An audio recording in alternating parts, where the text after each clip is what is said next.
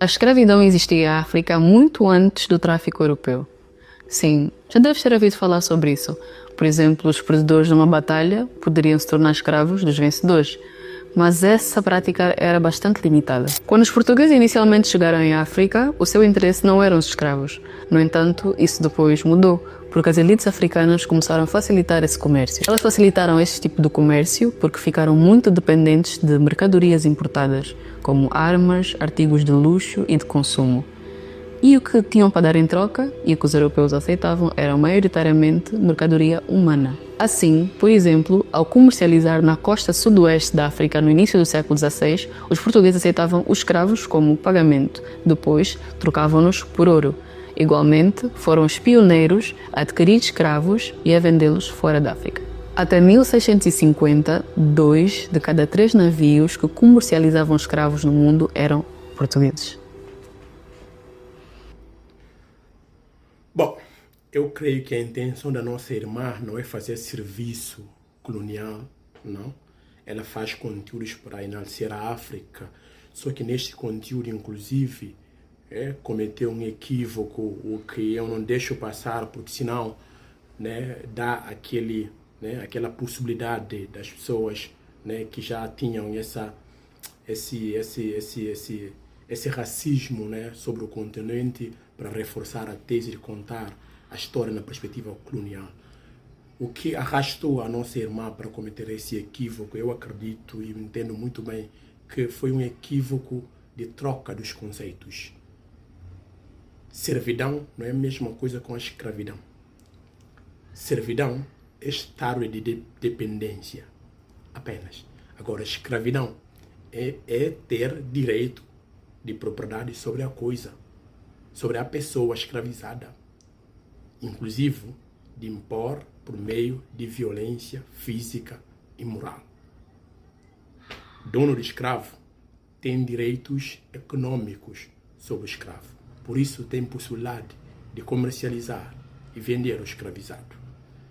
Se não, vejamos, se nós considerarmos que a relação de servidão era escravidão, também iríamos dizer que na Europa os europeus se escravizaram entre si antes de escravizarem a África. Por quê? Quando nós estávamos na forma de organização social e econômica conhecida como feudalismo, um pouco de século V até século XV, nós estávamos perante uma economia baseada na terra. O que acontecia?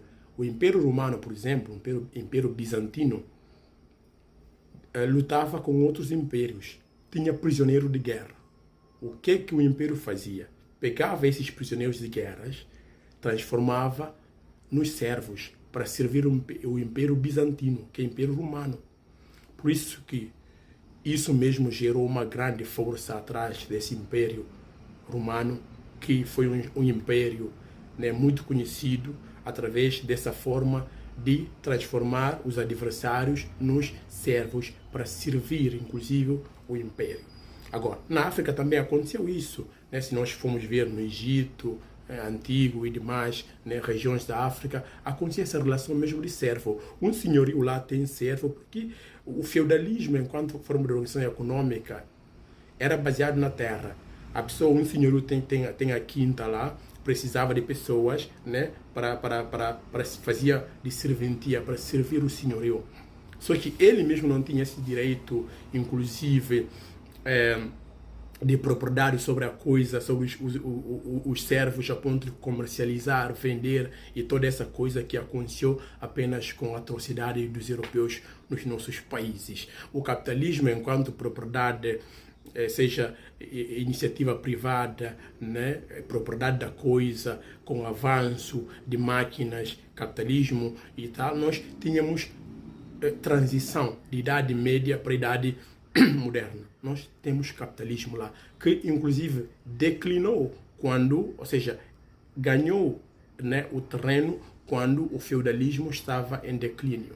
Então é importante mesmo deixar essa nota aqui para não permitir e dar essa possibilidade das pessoas contar a história, nada a ver para inverter e contar a história sobre o nosso povo.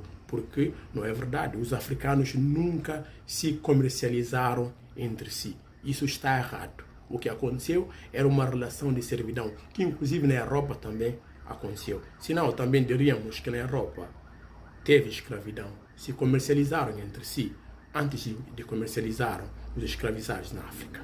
Abraços.